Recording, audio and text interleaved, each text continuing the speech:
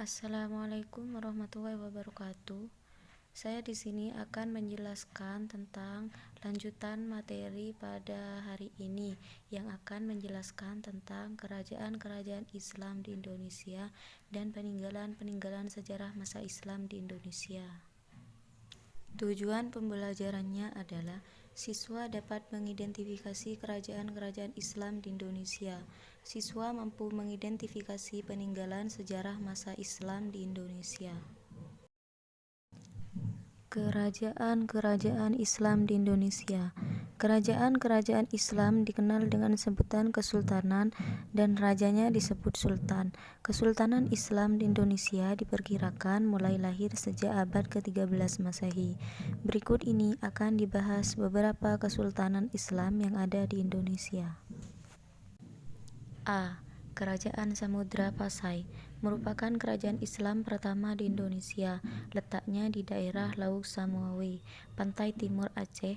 Raja-rajanya adalah Sultan Malik As-Soleh, Sultan Muhammad yang bergelar Malik Az-Zohir, dan Zainal Abidin. Pada pertengahan abad ke-15, Samudra Pasai mengalami kemunduran karena diserang oleh kerajaan Aceh. Yang B.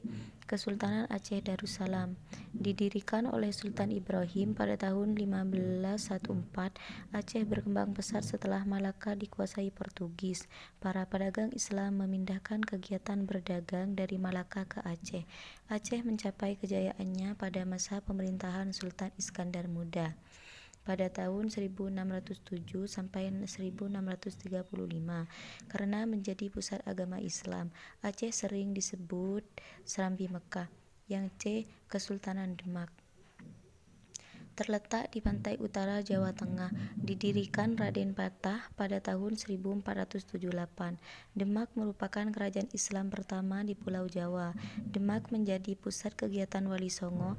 Raden Patah mempunyai putra bernama Adipati Linus yang mendapat julukan Pangeran Seberang Lor. Pada masa pemerintahan Sultan Trenggono, Demak menyerang Sunda Kelapa, Banten, dan Cirebon. Ketiga daerah dapat disebut tahun 1526. Ketika menyerang Penarukan, Sultan Trenggono tewas dalam pertempuran. Yang D. Kesultanan Banten. Banten dikuasai Demak setelah direbut Palatehan. Kerajaan Banten dipimpin putra Palatehan yang bernama Hasanuddin. Dia berhasil mengusir Portugis dari Sunda Kelapa pada tahun 1527. Di bawah pemerintahannya, Banten menyebarkan agama Islam kepada Laman Jawa Barat. Selain itu, Banten berhasil menguasai Lampung. Kerajaan Banten mencapai puncak kejayaannya pada masa pemerintahan Sultan Ageng Tirtayasa pada tahun 1651 sampai 1682. Yang E. Kesultanan Makassar atau Gua Talo terletak di Sulawesi Selatan. Pada tahun 1605, agama Islam masuk ke kerajaan Gua Talo melalui seorang ulama dari Minangkabau bernama Datuk Ribandang. Karaeng Tuningalo adalah raja Goa pertama yang memeluk agama Islam. Gelar Karaeng Tuningalo adalah Sultan Alauddin. Kerajaan Goa Talo mencapai kejayaannya pada masa pemerintahan Sultan Hasanuddin pada tahun 1653 sampai 1669. Yang F. Kesultanan Mataram mencapai puncak kejayaannya pada masa Sultan Agung. Beliau banyak berjasa dalam bidang kebudayaan dan agama. Beliau mengarang surat sastra gending yang berisi filsafat Jawa, menempatkan penanggalan tahun Jawa, dan memadukan unsur Jawa dalam Islam, seperti penggunaan gamelan dalam perayaan Sakaten untuk memperingati Maulid Nabi. Yang G. Kesultanan Ternate atau Tidore.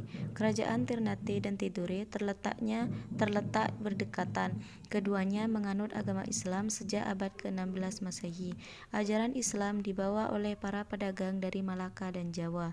Raja-rajanya antara lain Zainal Abidin, Sultan Ba'abullah, Sultan Hairun, dan Sultan Nuku. Kerajaan-kerajaan lain di sekitar Ternate seperti Kerajaan Tidore, Bacan, dan Jailolo mengikuti Ternate memeluk agama Islam. Raja-rajanya memakai gelar Sultan dan nama-nama Arab. Yang H. Kesultanan Banjar. Raden Samudra mendirikan kerajaan Islam ternama di Kalimantan bernama Kerajaan Banjar pada tahun 1520. Setelah wafat, tahta Raden Samudra digantikan oleh Sultan Rahmatullah. Selanjutnya, peninggalan sejarah masa Islam di Indonesia. Yang pertama, masjid. Masjid merupakan tempat ibadah orang-orang Islam. Masjid yang merupakan peninggalan masa Islam di Indonesia contohnya adalah Masjid Demak, Masjid Ampel Surabaya, dan Masjid Banten. Yang kedua yaitu keraton, adalah tempat kediaman raja atau istana raja. Di tempat ini seorang raja mengendalikan pemerintahan kerajaannya. Dengan demikian, keraton berfungsi sebagai pusat pemerintahan dan tempat tinggal raja. Keraton yang termasuk peninggalan masa Islam antara lain yaitu Keraton Surakarta, Keraton Yogyakarta, Kanoman di Cirebon, dan Istana Maimun di Sumatera Utara. Yang ketiga, makam.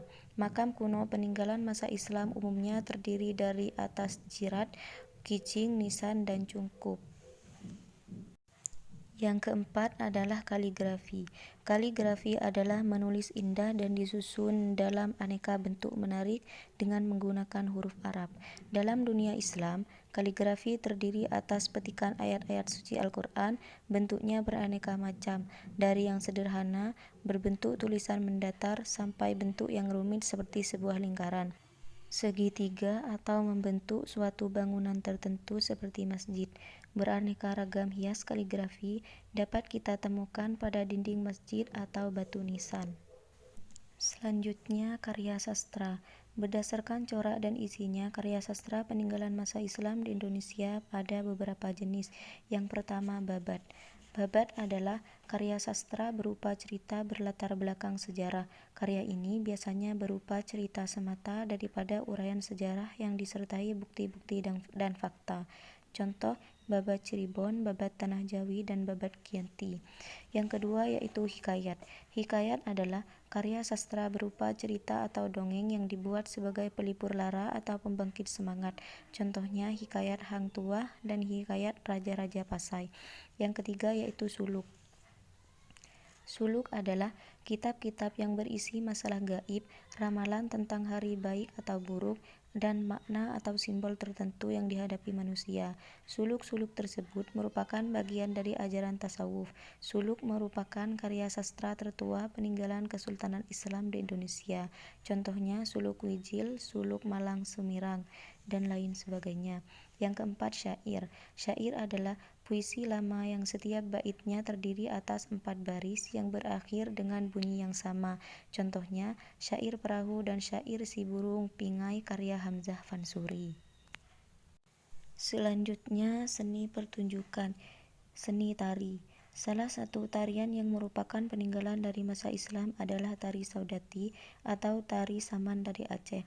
Tarian ini dilakukan dengan iringan nyanyian yang sebenarnya adalah sholawat atau pujian kepada Nabi. Selanjutnya, debus. Debus merupakan kesenian bela diri dari Banten. Dalam kesenian ini, pemain menusukkan benda tajam ke tubuhnya tanpa meninggalkan luka. Kesenian debus berawal pada abad ke-16 Masehi. Pada masa pemerintahan Sultan Maulana Hasanuddin, debus pernah digunakan sebagai sarana untuk memompa semangat juang rakyat Banten melawan Belanda pada masa pemerintahan Sultan Ageng Tirtayasa. Sakaten dan Grebek. Sakaten merupakan upacara peringatan kelahiran Nabi Muhammad SAW yang diadakan setiap bulan Rabiul Awal tahun Hijriah di alun-alun Surakarta dan Yogyakarta. Puncak perayaan Sakaten ditandai dengan grebek mauludan dengan mengarak sebuah gunungan yang terbuat dari beras ketan, makanan, buah-buahan, dan sayur-sayuran sebagai bentuk ungkapan rasa syukur kepada Tuhan Yang Maha Esa. Perayaan Sakaten dan grebek masih dilaksanakan hingga saat ini. Mungkin itu saja penjelasan dari saya. Apabila kurang difahami, mohon dipertanyakan. Kurang lebihnya saya minta maaf yang sebesar-besarnya. Saya akhiri. Wassalamualaikum warahmatullahi wabarakatuh.